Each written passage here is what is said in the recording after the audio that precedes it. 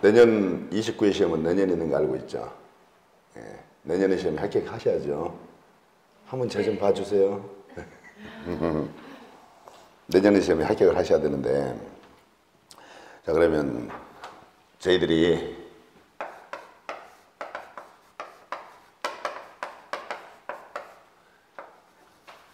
이제 시험 공부를 하는 건데요. 우리가 시험 공부를 준비하는 여러분께서는 목표가 합격이죠. 그러면 어떻게 하면 합격할 수 있을까요? 우리 시험 공부를 준비해서 어떻게 하면 합격할 수 있을까요? 그러면 이렇게 얘기하죠. 대부분들이 열심히 하면 합격한다 이렇게 말씀하시잖아요. 그렇죠? 그렇다면 열심히만 하면 되는 거네요. 열심히 하면 합격한다면 열심히만 하면 되는 거 아니겠어요? 그런데 열심히 한다고 해서 그 모든 분들이 합격한 건 아니라는 거예요. 시험이라는 것은. 자, 예를 들어서 A라는 분이 있고 B라는 분이 있는데 A라는 분과 B라는 사람이 두 분 다 공이 열심히 한다고 가정을 해볼게요.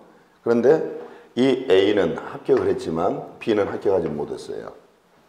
이런 경우들이 왕왕 나타나잖아요. 그러면 모든 사람이 열심히 한다고 해서 합격하는 건 아니에요. 열심히 하는 분들 중에 일부가 합격을 해요. 시험이라는 것은 잔인하게도. 그렇다면 A와 B가 둘 다 열심히 했는데 A는 합격했음에도 불구하고 B는 합격하지 못했단 말이에요. 왜 이런 결과가 달리 나타날까요? 분명히 달리 나타난 이유가 있었을 거란 말이에요. 그 달리 나타난 이유가 뭘까요? 방법에 문제가 있어서 그런 거예요. 자, 우리 학창 시절에 어떤 친구는 굉장히 열심히 함에도 불구하고 성적이 올라가질 않죠. 그렇죠? 어떤 친구는 열심히 했는데 성적이 확 올라가고 이런 차이가 나타나잖아요. 그 차이는 공부하는 방법의 차이 때문에 그런 거예요. 그러면 이왕 우리가 시험 공부를 준비한단 말이에요. 그래서 합격을 해야 되겠어요. 그러면 어떻게 해야 되겠어요? 효율적인 공부가 필요해요. 그렇죠? 우리가 서울에 올라갈 때 올라가는 방법은 다양하게 있단 말이에요. 그러면 우리가 불편하게 올라가야 되겠습니까? 아니면 편하게 올라가야 되겠습니까? 편하게 가야 되겠죠. 그러니까 이제 효율적인 방법을 찾아보는 거예요. 그러려면 이 시험 구조가 어떻게 이루어져 있는지를 정확하게 인식을 해야만 나는 앞으로 이 공부를 어떻게 할 것이다. 그 방향도 나온다는 거예요. 자, 그러면 공인중개사 시험은 1차와 2차로 나누어졌다는 건 알고 있죠. 그럼 이제 중개사 시험을 봐서 1차와 2차 둘 다 합격을 해야만 공인중개사 라이선스를 취득하게 된단 말이에요.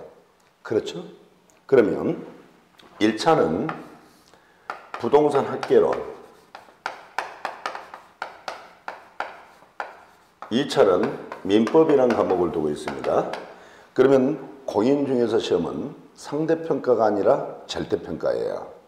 이 시험이 상대평가가 되면 굉장히 잔인한 게임이 되는 겁니다. 왜냐하면 다른 누군가를 짓밟고 내가 서야만 합격한다는 개념이죠. 근데 중개사 시험은 절대평가죠. 평균 60이 넘으면 누구나 다 합격하는 시험이란 말이에요. 맞죠? 근데 국가고시는 과락제도라는 걸 두고 있습니다. 무슨 얘기냐면 이 평균 점수가 합격 점수를 상회한다 할지라도 어느 한 과목이라도 40점 미만이 있다면 불합격 처리가 돼버리는 거죠.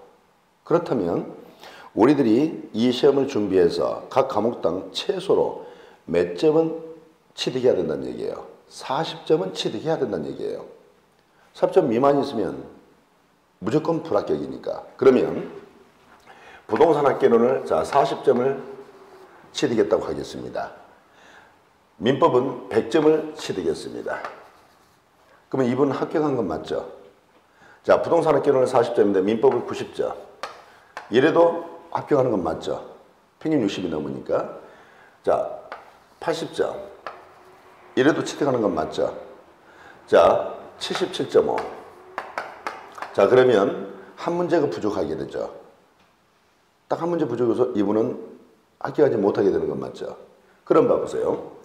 민법을 100점을 맞고 90점 맞고 80점 맞고 어느 경우든 다 결혼을 40점을 맞았다는 전제 속에서 얘기해보면 어느 경우든 다 합격한 건 맞죠. 그러면 결과는 합격이라는 결과로서 동일한 건 맞죠. 그렇다면 우리들이 앞으로 이 공인중개사 시험을 주면 우리들은 추가될 최고 점수가 100점이 아니란 얘기예요. 요 80점이 최고 점수란 얘기예요.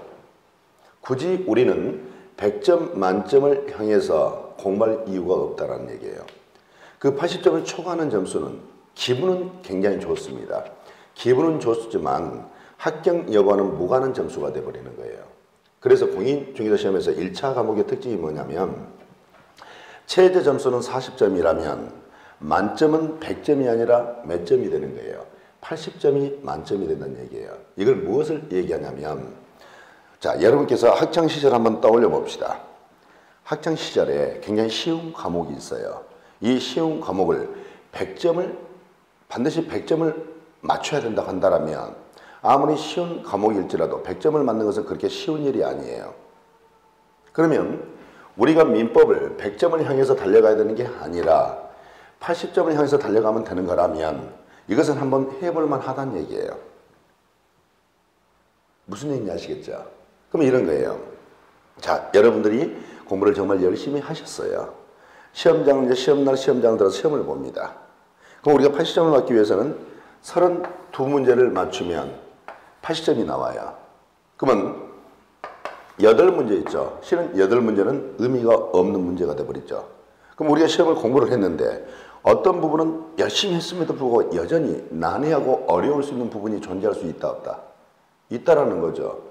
그러면 그 부분은 가감히 포기하고 내가 32개만 맞추면 만점을 맞았기 때문에 상관이 없는 거죠. 제 말 이해됐어요? 그래서 우리는 앞으로 100점 만점을 향해서 공부를 할 게 아니라 민법은 부동산 학계로는 80점이 만점이기 때문에 80점을 목표로 공부하는 거구나. 그래서 공부를 하다 보면 굉장히 난해하고 어려울 수 있는 부분이 있죠. 그러면 그 부분이 내가 이해가 되지 않는다 할지라도 너무 괴로워할 필요가 없다는 얘기죠.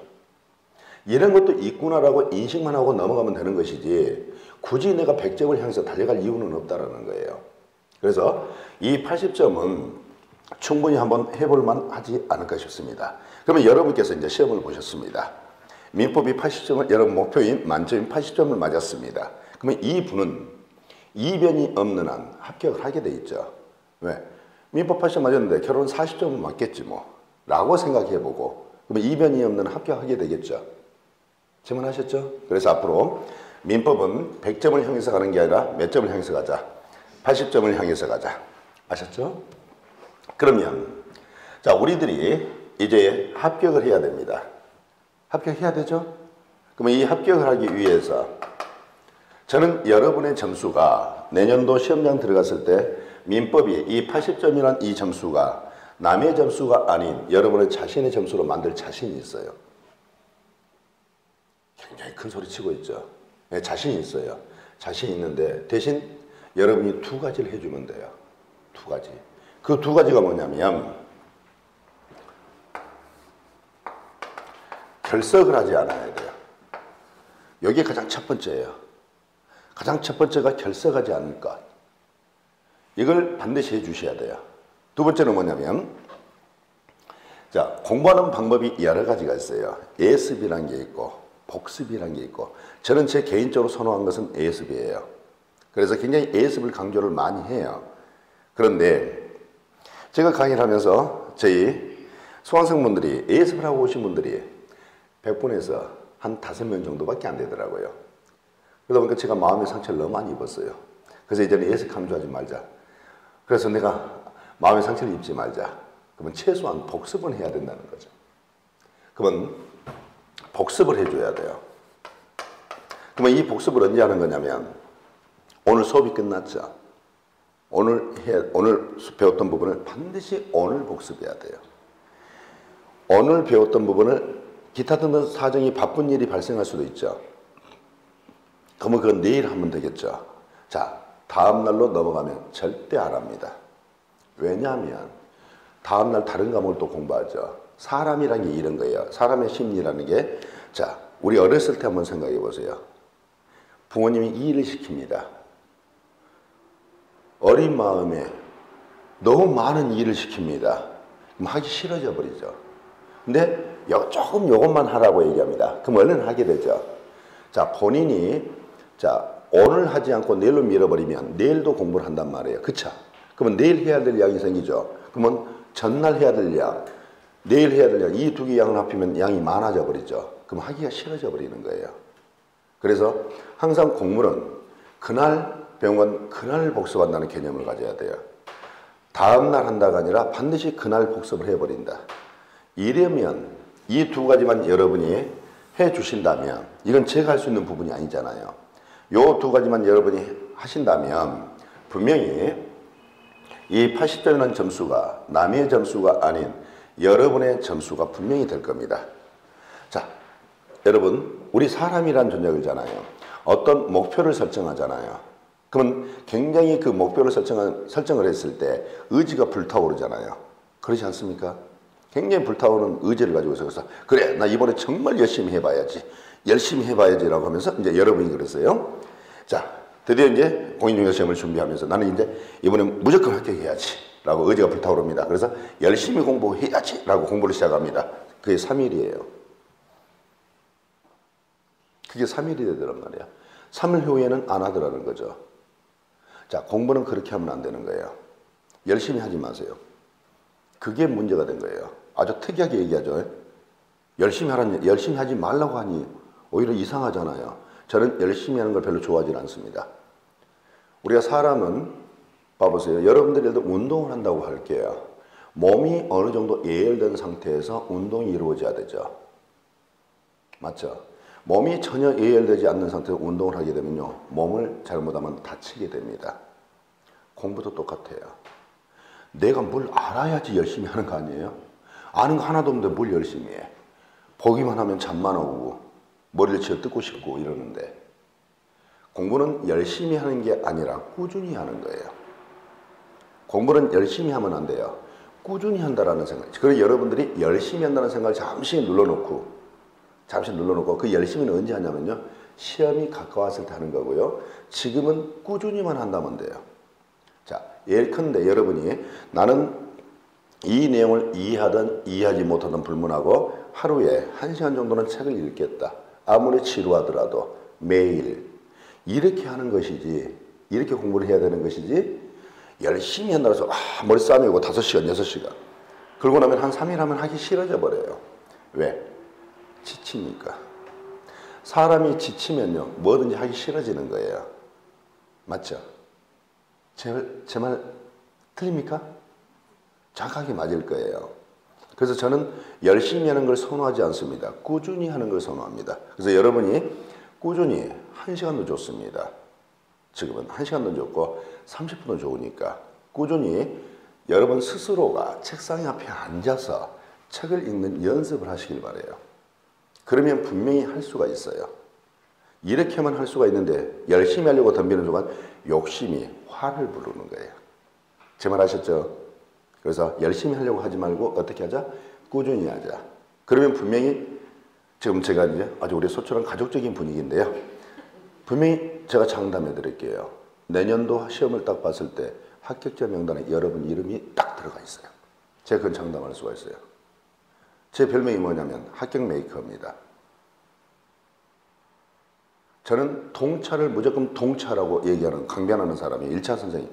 민법을 담당하고 있지만은 저는 1차, 2차를 같이 해서 한 해 끝내버려라. 이게 뭐가 좋다고 1년, 2년, 3년 장수만세 노래 부르려고 하냐.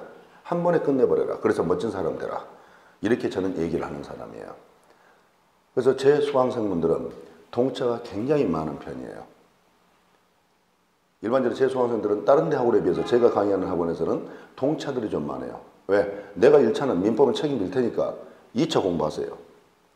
시험장에서 민법 문제 아무런 문제 생기지 않게 할 테니까 2차 공부하세요. 그래서 2차를 몬독해 합니다. 그러다 보니까 이분들이 그걸 믿고 2차를 놓지 않고 조금이라도 보더라는 거죠. 그래서 2차에서 가까스로 합격 점수를 넘어서 최종 합격하고 이런 분들이 많더라는 거예요. 이제 걱정하지 마시고. 자, 그러면 우리가 중개사 시험 과목은 대부분 법이죠.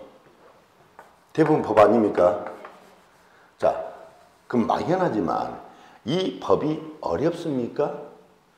어렵다. 아니면 이 법은 쉽다. 여러분 느끼면 법은 어려울 것이다, 쉬울 것이다. 어려울 것이다 라는 게 우리 일반적인 시각이죠. 그렇죠? 그러면 왜 법이 어려울까요? 이유가 있을 텐데 법이 왜 어려울까? 자, 여러분들이 이제 법을 처음 공부하는 거죠. 처음 공부하는 여러분 입장에서는 법이 어렵죠. 처음 하니까 어려운 거예요. 처음 하니까. 처음 하기 때문에 어려운 거예요. 사람은 누구나 다 자신이 처음으로 접하는 것은 다 어려운 거예요. 저는 어렸을 때 우리 아버지, 어머니께서 식사를 하실 때 젓가락질을 하시잖아요. 나도 흉내를 내보려는데 그게 그렇게 안 됩니다. 왜? 처음 해보니까. 근데 어느 순간 계속 반복하니까 나도 너무나 능수능란하게 젓가락질을 하고 있는 내 모습을 발견했죠. 상상됩니까? 우리는 처음 하기 때문에 어려운 거예요. 자, 학창시절에 고2 과정에서 일반적으로 미적분이나 수학에서 미적분이라는 걸 공부를 해요. 그러면 우리가 미적분을 처음 접했을 때 너무나 쉬웠죠. 아니잖아요. 정말 어렵잖아요. 근데 계속 반복해서 문제를 풀고 하다 보니까 어느 순간 미적분을 어느 정도는 풀 수 있는 그런 존재로 바뀌어가는 거 아니에요. 우리가 처음 접하기 때문에 어렵다는 거예요. 그러니까 여러분들도 이 법이라는 걸 이제 접했잖아요. 반복하게 되면 분명히 할 수 있는 것이지 어떤 특별한 사람들, 머리가 뛰어난 사람들, 이런 사람들이 하는 게 아니라는 거예요. 저는 공인중개사 시험은 어떤 분들이 합격합니까? 라고 얘기하면 머리 좋은 사람들이 합격하는 게 아니고요. 끈기가 있는 분들이 합격합니다. 라고 얘기합니다. 여러분들이 끈기만 가지신다면, 인내심만 가지고 끈기 있게 하시기만 한다면 반드시 합격합니다. 이 시험은. 제가 지금 희망을 주고 있는 거죠. 절망을 주는 게 아니라 희망을 주고 있는 겁니다. 아셨죠? 자, 그러면 뭐 이런 얘기는 아마 앞에 부동산 학개론 선생님이라든가 얘기를 좀 들은 적 있죠? 아, 전혀 안 들었어요? 들었죠? 대충 들었을 것 같고요. 근데 저처럼 열심히 하지 말라고는 안 들었죠. 저는 꾸준히 하라고 얘기해서 열심히 하지 말라고 하잖아요. 그쵸? 아마 제 말이 맞을 겁니다. 우리가 욕심이 화를 부르게 돼 있어요. 조금은 지금은 잘하고 싶은 열망이 있지만은 살짝 눌러놓으세요. 살짝 눌러놓고 그래 나는 열심히 하려고 생각하지 말고 꾸준히만 하자. 꾸준히만 하자 라는 생각만 가지고 여러분들이 임하시면 되겠습니다. 아셨죠? 예. 제가 여러분에게 제 이름을 말씀드렸습니까? 안 했죠? 제가 제 이름을 말하는 걸 별로 좋아하지 않아요. 왜냐하면 저도 제 나름대로 컨셉이 있어요. 컨셉이 신비주의입니다. 저는 신비주의를 꿈꾸는 자이기 때문에 이름 말하는 걸 별로 좋아하지 않는데 그래도 한번 이름을 말씀을 드려야 되겠네요. 제 이름은 이건호라고 합니다. 반갑고요. 내년도에 우리가 좋은 결과를 얻어서 기분 좋게 서로를 마주보면서 웃었으면 좋겠습니다. 아셨죠? 네. 그러기 위해서 우리가 꾸준히 한번 결석 없이 복습을 철저히 하면서 꾸준히 한번 이렇게 달려가 봤으면 좋겠습니다. 저도 여러분 앞에서 강의를 철저하게 준비해서 여러분 앞에 여러분 최대한 쉽게 이해할 수 있게끔 그리고 정확하게 알 수 있게끔 강의를 하도록 하겠습니다. 자, 그러면 이 정도 마무리하고요. 자, 볼까요? 사회가 있어요. 사회. 우리 사회 알잖아요. 자, 이 사회 속에는 무수히 많은 사람들이 존재하고 있죠. 그럼 여기에 홍씨라는 사람이 있어요. 요즘 홍씨가 히트치고 있잖아요. TV에 자주 나오니까. 홍씨가 있고 여기 장씨가 있어요. 자, 사람이란 존재는 봐보세요. 자신 혼자 도야청청 혼자 지내는 게 아니라 필연적으로 내가 아닌 다른 누군가와의 관계를 맺고 사는 거 아니에요? 그게 친구 관계일 수도 있고 이웃 관계일 수도 있고 연인 관계일 수도 있는 건 맞죠? 누군가와 관계를 맺고 살아요. 그러면 이 홍 씨와 장 씨가 일정 관계를 맺고 있다고 가정하겠습니다. 근데 이 홍 씨는 이기적인 존재예요. 요 장씨도 이기적인 존재라고 한번 해봅시다. 그러면 이기적인 홍씨와 이기적인 장씨가 둘이 만났죠.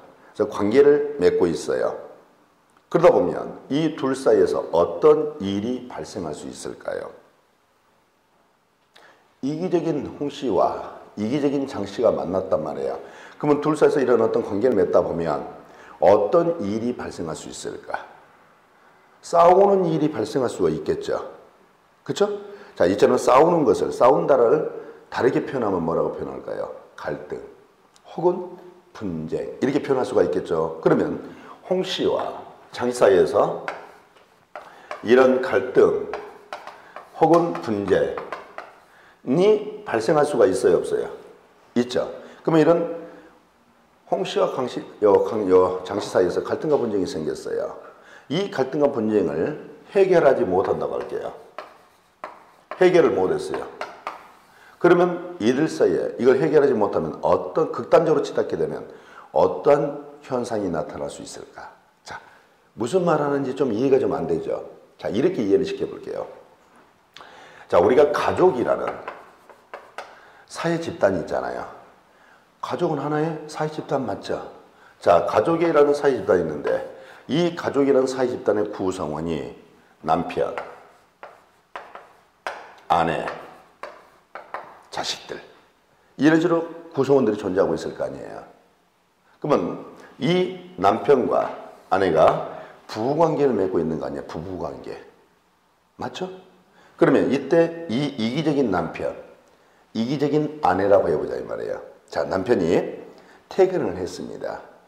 퇴근했는데 아내에게 따뜻하게 말을 던지는 게 아니라 아내를 집에 와서 아내를 보자마자 밥 차려. 밥 차려. 이랬다고 하자 이 말이에요. 그럼 아내 입장에서는 기분 나쁠 수 있죠. 그래서 아내가 이럽니다. 밥 차려 그러니까. 남편에게 당신은 손발이 없어? 당신 차려 먹어. 라고 했다고 해보자 이 말이에요. 그럴 수도 있잖아요. 기분 나쁘니까. 그러면 이제 남편이 대받아치죠. 뭐라고? 이놈의 펜내가. 라고 이렇게 대받아쳤어요. 그리고 이제 이 아내 입장에서는 그 말 들으니 기분 좋아요, 나빠요? 나쁘죠? 뭐라? 애 펜내? 너 죽고 나 살고 둘이 싸울 수 있어, 없어요? 있죠. 그러면 이 남편과 아내 부부관계에 싸움, 갈등과 분쟁이 생겼죠. 자, 이걸 해결하지 못했어요. 남편과 아내 사이에 갈등과 분쟁을 해결하지 못했다 이 말이에요. 그러면 극단적으로 치닫게 되면 어떤 일이 발생할 수 있어요? 남편과 아내가 부부싸움이 일어났는데 이걸 해결하지 못해서 극단적으로 치닫게 되면 어떤 일이 발생할 수 있냐 이 말이에요. 잘 몰라요? 이혼. 이혼. 맞죠? 헤어진다. 이혼. 그런 일이 발생할 수 있어 없어요? 그러면 자, 둘 사이에서 이제 이혼을 했단 말이야. 자, 이혼을 했다는 얘기는 이 가족 공동체가 붕괴된다는 얘기 맞죠? 아니에요? 맞잖아요. 그럼 이런 얘기예요. 홍 씨와 장 씨는 이 사회 공동체 일원 구성원 아니에요. 이 사회 공동체 구성원들 사이에 갈등과 분쟁이 있었는데 이 갈등과 분쟁을 해결하지 못하게 되면 극단적으로 흐르게 되면 이 사회 공동체가 붕괴될 수도 있다라는 얘기 아니겠습니까? 맞죠? 그럼 우리는 이 사회 공동체를 붕괴시켜야 되겠습니까? 유지 전속시켜야 되겠습니까? 유지 전속을 시켜야 될 거란 말이야. 그러면 유지 전속시키려면 그러면 왜 이런 갈등과 분쟁이 발생했을까? 그 갈등과 분쟁의 원인을 알아야만 그에 대한 해결책도 나오게 될 거 아니에요. 맞죠? 그럼 우리 인간들이 말이에요. 이 사회생활을 하면서 말이에요. 무수히 많은 행동들을 하죠. 무수히 많은 행위들을 하고 있을 겁니다. 그러면 이 사회 속에서 우리 인간들이 어떤 행위를 할 때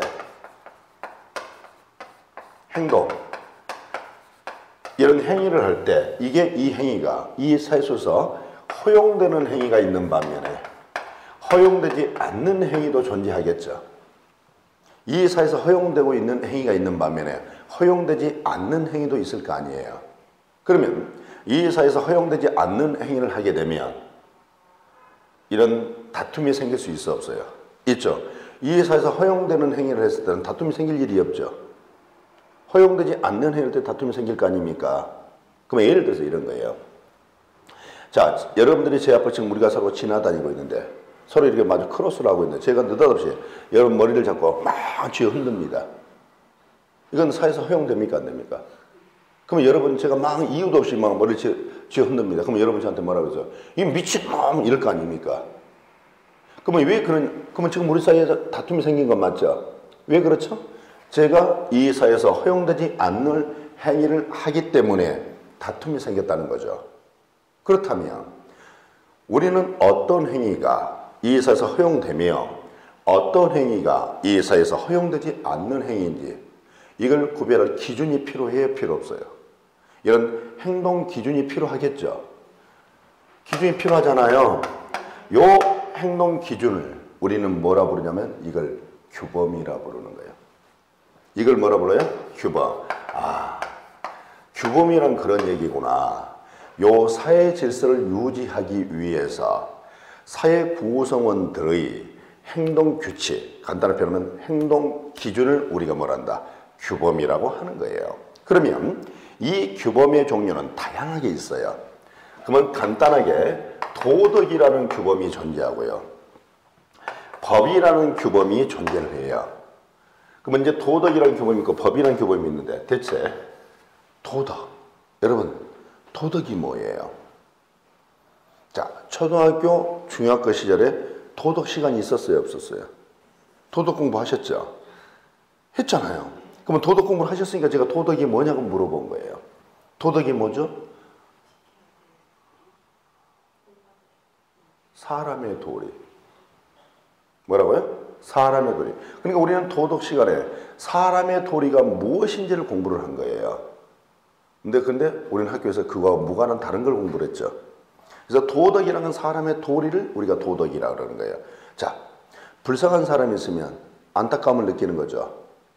자식은 부모를 공경해야 되겠죠.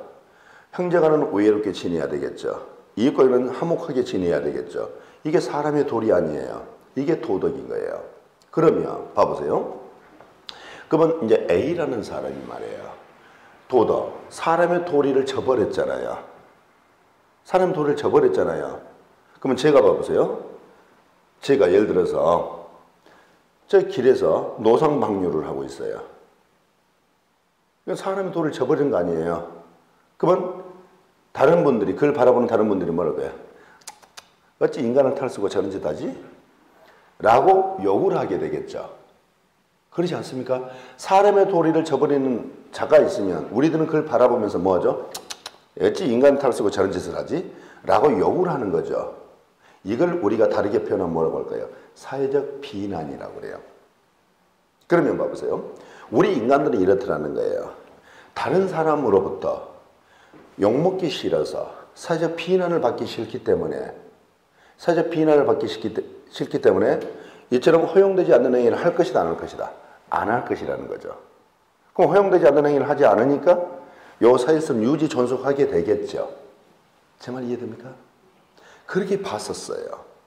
그렇게 봤는데 요 도덕이라는 이 사회 규범의 특징이 뭐냐면 비강제성이에요. 비강제성. 이러다 보니까 이런 자들이 등장해요. 양심에 털나는 사람. 내가 욕하면 얻었고 말지 뭐. 그 뭐 대수야 뭐. 이런 사람이 나타나는 거예요. 한 명, 두 명 자꾸 이렇게 나타나니까 여전히 이 사회에는 갈등가 분명히 여전히 존속하더라는 거예요. 아니 도덕이란 규범에 의해서 이런 문제는 해결이 돼서 사회에서는 원만하게 평화롭게 유지 존속할 거라 봤는데 여전히 갈등 분쟁이 존재해서 불안하더라는 거죠. 왜 그런가 봤더니 욕하면 얻어먹고 말지 뭐. 이런 사람들이 등장하니까. 왜? 이게 비강제적이다 보니까. 그래서 우리 인간들이 생각을 하는 거예요. 이 도덕이라는 규범에 의해서 이 사회질서가 유지될 것이라 봤는데 이게 안 되는 거구나. 그래서 왜 안 되는가 봤더니 이게 강제력이 없으니까 안 되는 거구나. 그래서 인간들이 이럽니다. 그래, 이제는 말로만 해서는 안 되는 거구나. 말로만 하면 이 사회성은 유지될 수가 없구나 라고 깨닫게 된 거죠. 그래서 이제는 강력한 강제력을 수반한 규범의 존재가 이제 필요를 했겠죠. 그래서 우리 인간들이 약속을 합니다. 그래, 우리들이 이렇게 정해놓자.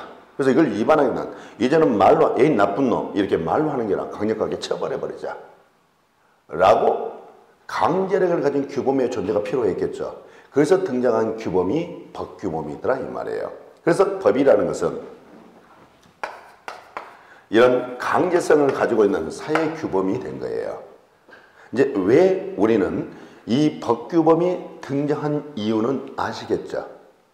아시겠죠? 그렇다면 봐보세요. 이제 우리가 이제 그럼 여기 법규범이라는 게 있는데 대체 그러면 우리는 무엇을 이처럼 법으로 정해야 될까요? 대체 우리는 무엇을 법으로 정해서 그걸 위반하면 그냥 처벌해버리고 이렇게 될까? 한번 생각해 보자는 거예요. 그랬더니 우리가 도덕 있죠. 요 도덕적인 내용 중에서 반드시 우리가 인간이라면 도덕적인 내용을 반드시 지켜야 하는 것들이 있죠. 예를 들어 사람을 죽이면 돼요? 안 돼요? 안 되겠죠. 사람을 몽둥이로 두드러 패면 되겠어요? 안 되겠어요? 안 되겠죠. 도둑질에 가면 되겠어요? 안 되겠어요? 안 되겠죠. 이처럼 도덕적인 내용 중에서 반드시 지켜야 될 사항들을 법으로 정하는 거예요. 최소한 이것은 반드시 지켜야 된다는 거예요. 이것만큼은.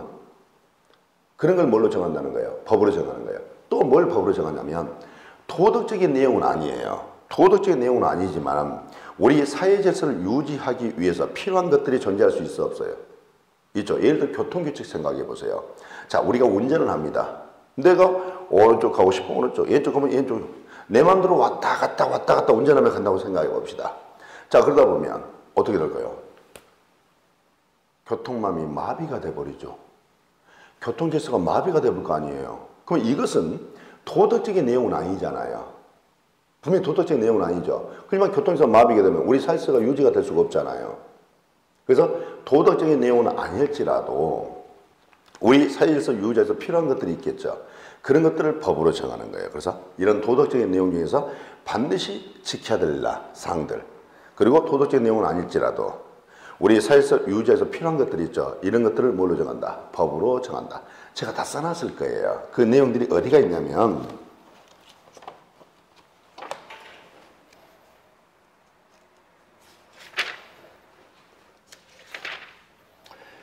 저기 177페이지 봐보세요. 제일 위쪽에 동그라미 3번 나와 있죠. 법이 나와 있는데 거기에 세 줄줄 보면 그렇다면 어떤 내용들을 법으로 만드는 걸까? 그러면서 일반적으로 도덕 중에서 꼭 지켜야 할 것들이 법으로 만든다. 또 도덕적인 내용은 아니더라도 교통규칙처럼 사회질서를 유지하기 위해 반드시 지켜야 할 것들을 법으로 만들어 지키게 한다. 이 말 이해됩니까? 아셨죠? 그럼 여기 한번 봐보세요. 여기 봐보세요. 그러면 여기 이제 도덕이라는 게 있고 법이라는 게 있어요. 도덕인 게 법이 있잖아요. 그럼 여기 법이라는 게 있어요. 요 법의 종류도 다양해요. 법의 종류도. 그러면 법의 종류는 어떤 게 있는가 봤더니 여러분 혹시 들어보셨죠? 헌법이라고.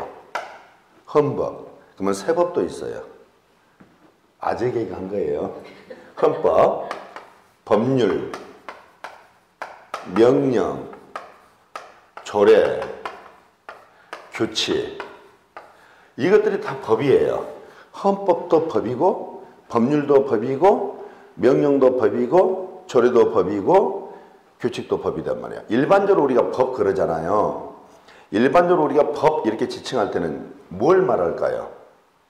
한번 여러분 찍어봅시다. 일반적으로 법 그러면 무엇을, 이 중에 뭘 말할까요? 일반적으로는 우리가 그냥 무슨 법 그러잖아요. 법. 그러면 그 법은 어떤 법을 말할까요? 어떤 법을? 법률을 지칭해요. 일반적으로 우리가 법이라고 표현할 때는 그 법은 일반적으로는 법률을 말하는 거예요. 그러면 헌법도 법이고 법률도 법이고 명령도 법이고 조례도 법이고 규칙도 법이라고 그랬죠. 그러면 최소한 여러분들은 오늘 무슨 시간이죠? 오늘 무슨 시간? 오늘 민법 시간이라고 여러분 알고 있죠? 자, 민법 시간은요, 생략되어 있는 표현이 하나 있어요. 이게 생략되어 있는 게 하나 있어요. 그거 알려드릴게요. 아주 희한하게 뭐가 생략되어 있냐면요, 요 단어가 생략되어 있어요. 뭐가? 그럼 오늘 무슨 시간이에요? 즐거운 민법 시간. 왜냐하면 자, 여러분들은 지금부터 이 순간부터 목적 의식적으로 그냥 민법이나 즐거운 민법, 재미있는 민법 이렇게 여러분들은 목적 의식적으로 자신을 세뇌를 시켜야 돼요. 우리가 공부를 한단 말이에요. 아우 저거면 뭐 머리가 지끈지끈 아파. 그러면 보기 싫어요? 보고 싶어요? 보기 싫어져 버리죠. 아 저것만 생각하면 즐거워요. 재밌어요. 그럼 보고 싶어지죠. 자 공부라는 것은 봐야 되는 거예요. 책을 봐야 되거든. 그러면 우리가 자꾸 목적 의식적으로 아 즐거운 민법, 재밌는 민법 이런 식으로 여러분 자신을 세뇌를 자꾸 시키시는 게 좀 필요해요. 그러면 봅시다. 그러면 우리가 이제 법을 지금 공부하는 시간인데 그러면 최소한 이 정도는 알아보자는 거죠. 시험과는 무관하지만 법을 공부하는 분들이니까 대체 어떤 법이 헌법이며 법률이며 명령이며 조례며 규칙이라는 정도는 알아볼 필요가 있겠죠. 그러면 여러분들 법을 공부하기 전에 최고법이 헌법이라는 건 알고 있죠. 최고법이 헌법이잖아요. 그럼 왜 헌법이 최고법일까? 분명히 이유가 있으니까 헌법이 최고법이 될 거 아니에요. 왜 헌법이 최고법일까? 자 보세요. 국가의 주인은 누구? 국가의 주인은 누구? 우리 국민 주인입니까? 그렇게 정말 생각하십니까? 자, 국가의 주인은 국민이에요.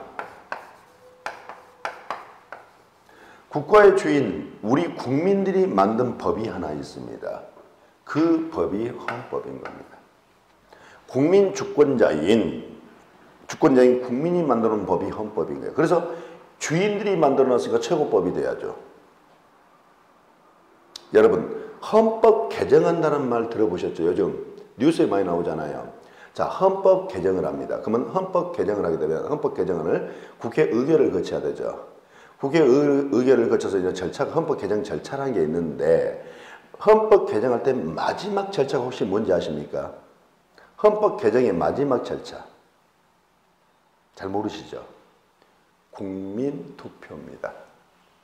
우리가 헌법 개정에 대해서 마지막 절차가 국민투표예요. 국회 의결을 거쳐서 국민투표라는 절차를 거쳐야 돼요. 국민들이 이 헌법 개정에 대해서 찬성하냐 반대냐에 따라서 헌법 개정이 이루어지냐 이루어지지 않느냐 이렇게 되는 거예요. 만약에 우리 국민들이 이 헌법 개정 내용에 대해서 헌법 개정을 반대를 하면 개정이 부결돼 버리는 거고 개정에 찬성에만 개정이 이루어지는 거예요. 그러면 헌법 개정 절차에서 마지막 절차가 국민투표라고 그랬죠. 왜 마지막 절차를 국민투표로 놔두냐면 헌법 개정에서 헌법은 누가 만들었어요? 국민이 만들었다 그랬죠. 그럼 만든 사람들의 뜻을 물어봐야 되죠. 아니 만든 사람 의사는 물어봐야 되지 않아요? 그래서 마지막 절차로 국민투표로 놔둔 거예요. 아셨죠? 그러면 자 보세요. 우리 국민들이 우리 국가의 주인 아니에요. 주인이니까 모든 대소사도 우리 국민들이 결정을 해야 되는 거 아니에요. 맞죠? 그죠?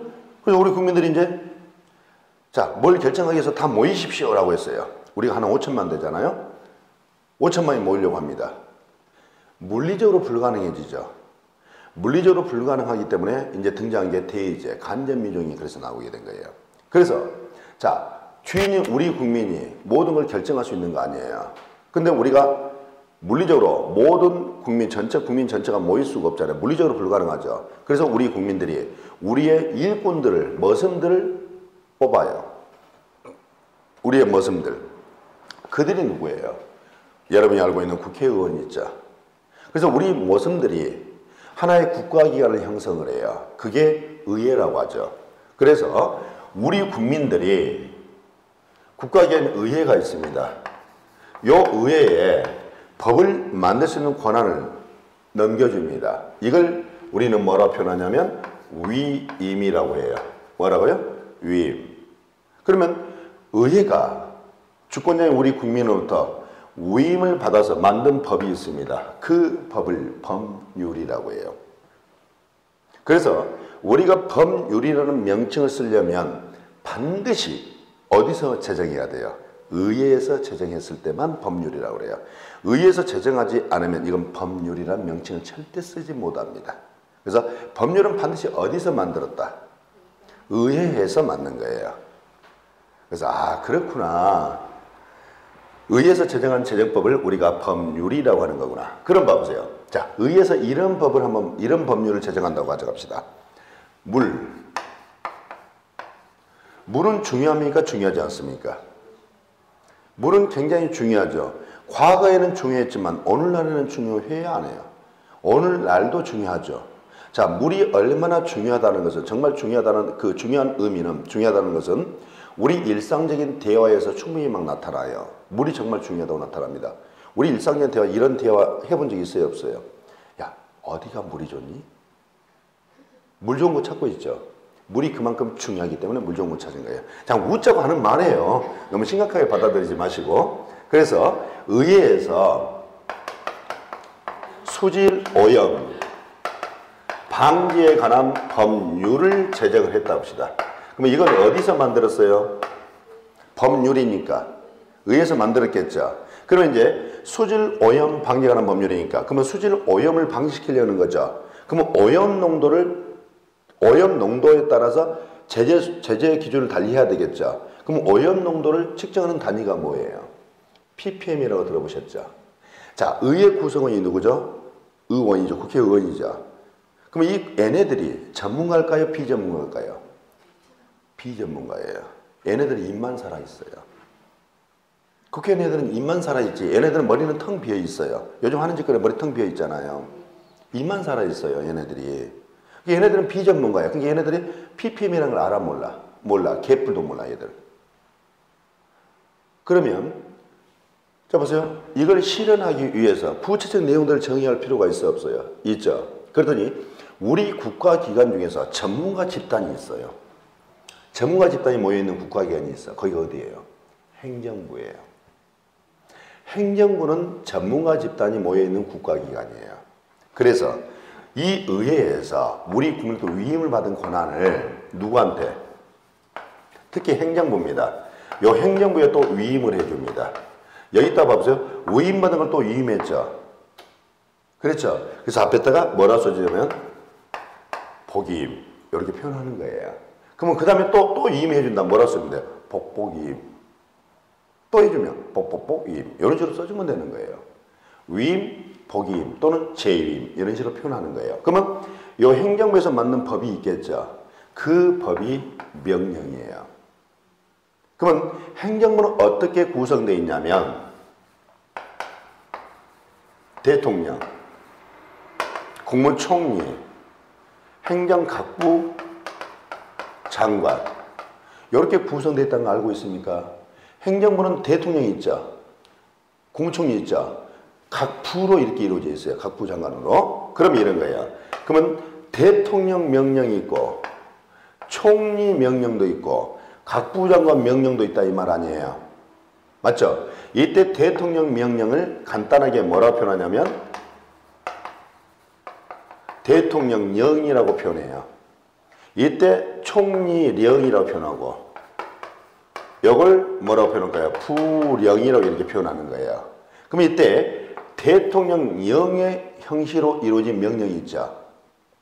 대통령령의 형식으로 이루어진 명령이 있잖아요. 이걸 우리는 뭐라 부르냐면 시행령이라고 표현해요. 자, 여기 부령 있죠. 부령의 형식으로 이루어진 명령을 뭐라 부르냐면 시행규칙 이렇게 불러요. 그래서 명령은 크게 시행령과 시행규칙이라고 있는데 이 시행령이 대통령령의 형식이고 시행규칙이 부령의 형식인 거예요. 그럼 봐보세요. 수질오염 방지에 관한 법률이 있죠. 수질오염 방지법 시행령이 있는 거예요.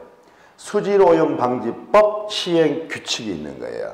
그러면 수질오염 방지법 시행령이라는 것은 대통령령의 형식으로 이루어진 거고 수질오염 방지법 시행규칙이라는 것은 환경부 장관 있죠. 환경부 장관의 부령의 형식으로 이루어져 있겠지. 자, 이해됐죠? 자, 건축법이 있죠. 건축법. 건축에 관한 법률 이렇게 됩니다. 그러면 건축에 관한 법률은 어디서 만들었어요? 의회에서 제정했죠. 그러면 건축법 시행령 이렇게 되어 있죠. 대통령령 형식. 건축법 시행규칙. 국토부 장관 부령의 형식. 이렇게 된 거예요. 자, 식품위생에 관한 법률이 있죠. 식품위생에 관한 법률이 있을 거 아니야. 그러면 식품위생법 시행령, 식품위생법 시행규칙. 그러면 식품위생법 시행령, 대통령 명의 형식, 식품위생법 시행규칙, 행정부 장관 부령 형식. 예, 거기 소관 업무니까 이렇게 되어 있는 거예요. 이제 아셨죠? 조례. 우리는 지방자치제를 시행하고 있죠. 지방자치단체가 있습니다. 여러분이 살고 있는 지방자치단체가 있어요. 여러분이 지금 현재 거주하는 곳에서는 2개의 지방자치단체가 있을 거예요. 뭐가 있어요? 모르겠죠? 경기도, 평택시, 경기도, 평택시. 이게 지방자치단체고 경기도를 광역자치단체, 평택시를 기초자치단체. 이해되셨죠? 그러면 지방자치단체가 있어요. 이 지방자치단체 의사결정기관이 있어요. 어디예요? 지방의회. 그 의사결정기관이에요. 그러면 이 지방자치단체 의사결정기관에서 만든 법, 조례. 평택시 조례 들어보셨죠? 경기도 조례 들어보셨죠? 그럼 평택시 조례는 어디서 만들었다? 평택시의회에서 만들었다. 이해됐어요? 경기도 조례는 경기도의회에서 만들었다. 이렇게 되는 거예요. 그러면 이제 규칙. 여러분, 규칙은 누가 만들었냐면 지방자치단체 짱 있죠. 짱들이 만드는 거. 경기도 지사가 만든 거. 평택시장이 만든 거. 구청장이 만든 거. 이걸 뭐라 그래? 규칙. 자, 우리 이제 법을 저는 이제 이 말씀, 헌법법률명령 조례규칙 이런 얘기는 앞으로 더 이상 하지 않아요. 1, 2월 달부터 이런 얘기는 전혀 하지 않아요. 유일하게 인문 강의할 때만 딱 한 번 하고 말아요. 왜? 민법생이 이런 거 하고 있겠습니까? 이 고고한 민법생이. 그래서 민법에서는 이런 거 얘기 안 하고 잡스러운 법들에서 하는 거예요. 그러면 이제 그렇구나. 이 정도는 하셨죠? 아셨죠? 그러면 우리가 이제 지금 무슨 시간이에요? 민법. 자, 그럼 봅시다. 봐보세요. 우리 사람은 봐보세요. 여기 홍 씨와 장 씨가 여러분과 제가 사람은 필연적으로 누군가와 다른 누군가와 일정 관계를 맺고 살죠. 그렇죠? 그러면 이 관계라는 건 어디서 이루어져요? 이 관계라는 게 어디서 이루어집니까? 우리 사회생활 속에서 이루어지고 있죠. 이걸 그래서 간단하게 생활관계라고 표현해요. 그러니까 생활관계란 무슨 말이냐면 사회생활 속에서 이루어지는 관계. 간단히 표현해서 뭐라고요? 생활관계. 그러면 이런 거예요. 봐보세요. 우리 사람들의 이런 생활관계가 있는데 이 생활관계는 이런 규범에 의해서 이런 규범에 의해서 이렇게 규를 받을 거예요. 규범에 의해서 뭘 받는다고요? 규율을 받아요. 여러분, 규율을 받는다는 얘기를 우리 써보죠. 쓴 단어잖아요. 규율을 받는다는 게 어떤 의미일까요? 이렇게 생각하시면 돼요. 간섭받는다.